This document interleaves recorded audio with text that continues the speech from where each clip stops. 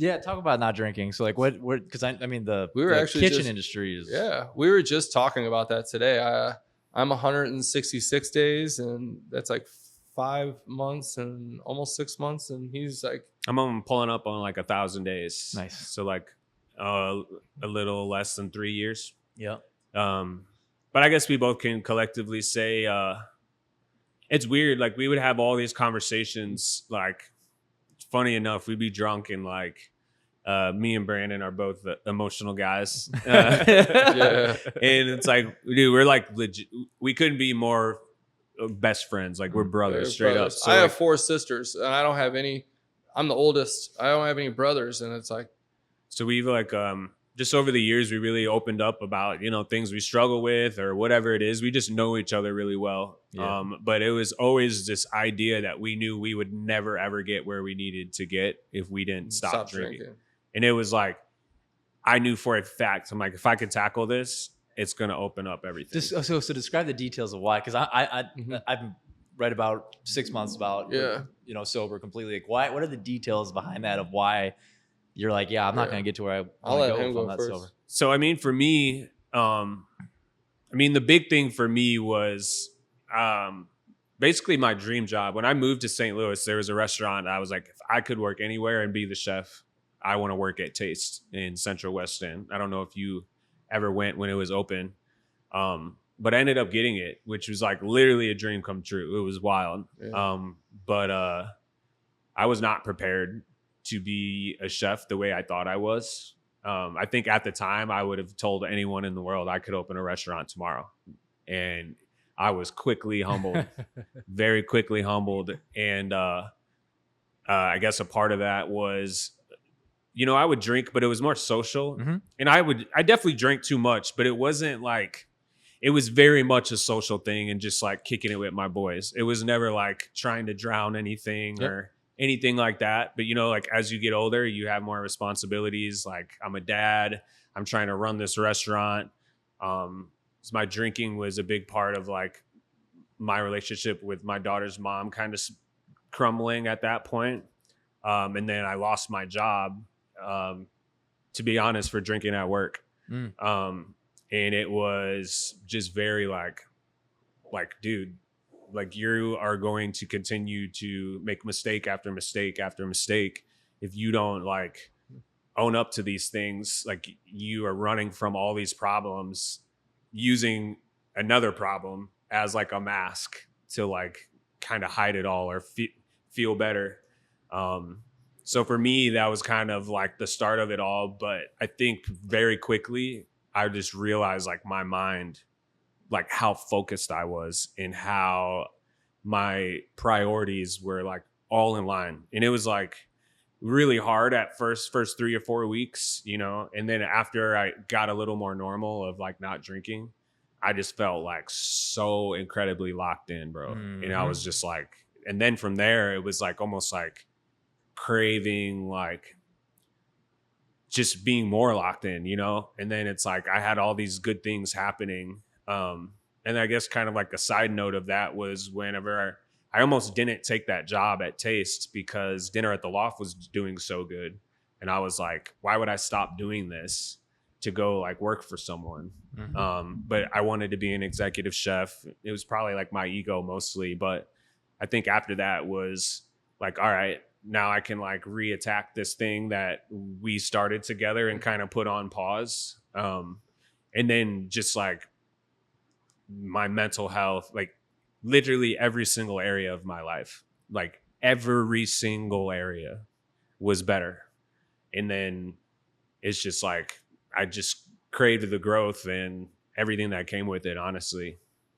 Man, I resonate so deep. Like I'm like so aligned with that whole thing. Like I wasn't an addict by any degree, but it's, you get addicted to that focus and that growth, like completely and utterly. Oh yeah, it's crazy. It's crazy. Yeah. What about you, Brandon? What about where you're starting? Well, mine is more recent than his, but I started to really see how much he changed. Mm-hmm. And I quit drinking for like 3 months. I was in a relationship at that time, and I felt really good. But then I just kind of just had a drink here and there, and I really slowed down a lot compared to, I mean, COVID really it got out of hand. Yep. And like it was more of like an occasional thing, and then it kind of picked up here and there, go in phases.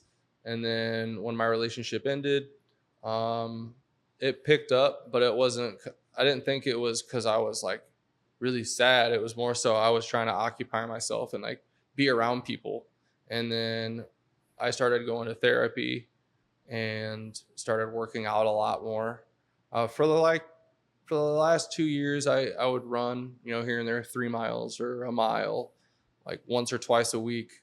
But then once my relationship ended and we didn't live together anymore, I really started doing all of that, going to therapy, working out, but I was still drinking. And Mondays are my absolute day off, and Sunday nights, it's our last day of service, and then we'd go out, have drinks, and I wake up anxious. And I'm just like, I don't want to feel like this. I want to go ride my bike. I want to go run. I have therapy today.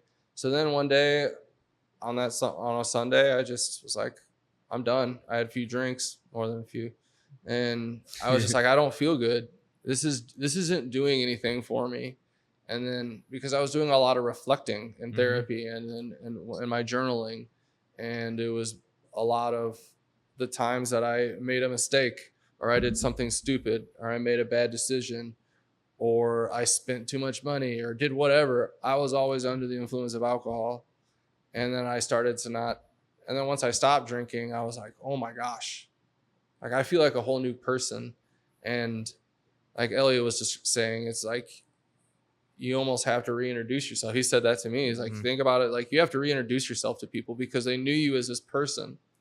And that person gives me so much anxiety. And I don't ever want to be like that because that alcohol was a mask of someone that's not me. It was more so like, oh, I'm more talkative when I'm drinking, so that's why I'm going to do it when I'm socially drinking. But then I'd take it too far, and then I'm socially not the person that I'm supposed to be. That's right. I'm selfish. Even though I think like I think I'm a good person, my actions aren't living up to that, and then I get anxious about that, and then I'm wasting days, wasting my happiness off of just trying to drink one substance. And I think that's like a big part of sobriety or becoming sober is like we've talked about it a lot. I'm almost 3 years sober, and it's still something that like I can't believe I did that. I can't believe I said that. Like I can't believe I hurt that person that way and like didn't care. And it's like it's also like Brandon was saying, is like reintroducing yourself is like you have to like truly let go of that person, and like they're gone. You did what you did, but it's not that easy. Like there's a lot of like guilt and shame that come along with just thinking about things you've done. And it's like, I think if you talk to anyone who's been on a journey of sobriety in whatever field or whatever kind of aspect would agree to one degree or another that it's like, there's a big part of it is forgiving yourself and like letting it go. Cause it's like for me, that would be a big reason I would even drink in the beginning. Like I would think about things I've done or things I've said or whatever. And it's like, I'm going to have a drink to not think about it. And it's just like this spiral. It's crazy cycle. It's crazy cycle. Yeah. It's crazy. That's the most dangerous thing about alcohol for me is that like in every situation, if I'm sober or even if I'm high, whatever it is, like I'm thinking about all the things that could possibly go wrong. Like this could go wrong here and this could go wrong here. And then when I drink alcohol, all that goes away, man. Yeah. I'm like, I'm like present, right? It's almost like I was meditating for like years and unlocked something in 10 minutes of drinking. Yeah. And then it's like so dangerously addictive in that sense. Yeah. And then so like when you give it up, you're coming out of it like, okay, like how can I reintroduce myself to the world? That is comfortable in the world now, right? Like how do you find that comfort? And you actually have to go and find it now. Well, it's also like, and it's like, in some instances, like you don't get an opportunity to reintroduce yourself. It's like, the impression was made, and you have to own that for your rest of your life. And that's like, it's hard because it's like, or even like you see old friends and they want to like chop it up like you used to, and you're like, yo, I don't do that no more. And they're like, oh, are you like, you're too good? This, it's like, no, it's just not my, it's like, not my thing. I don't like, I guess boiled down to a sentence is like, I just didn't like who I was. And that was like, that was the truth. It's like, I don't like who I was when I was like that. And it's like, I think like I drank all the time. Like, I'd say Brandon was pretty good. Like, he would drink after work. But then it was kind of like, I would wake up. It wasn't like I woke up and started doing shots, but I mean, like, if I was at work, and I would keep little shooters in my bag. If I wanted to drink, I'd go take one. And it's like, what's wild is like, it's not like everyone knew I was drunk. I was very functioning, if that's what you want to call it. You know, like, I'm gonna show up to work and I would do my job, and I would crush. Like, I was always on my shit. As far as work, but it was like my outside personal life.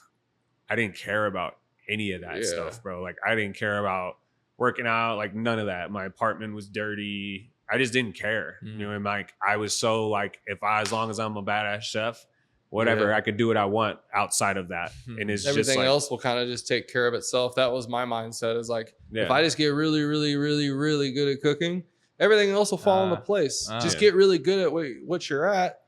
And then that's the complete opposite. Yo, yeah. So that's a false belief, right? So what is the opposite of that? The opposite is like, how you do anything is how you do everything. Yeah. It's like work-life balance too. Like, you have to understand cooking and life are like separate. You gotta know, like, oh, you're on time with putting your orders in, but are you on time making your car payment? Are you on time with this? And it's like, I have a few days to do that. But would you say I have a few days to put this order in? You have to like have those conversations. Yeah. And it's like, I was always on my shit at work. And if I wasn't, I felt so bad about it. But I didn't hold those same expectations in my personal life. So now it's like, oh man, like, you need to make this. You can only run for yourself for so long. Like, you can. And now I'm reaping all the bad mistakes that I made. Financial mistakes. I'm like, ooh, shit. But that's part of it. Hey, I know it. Yeah.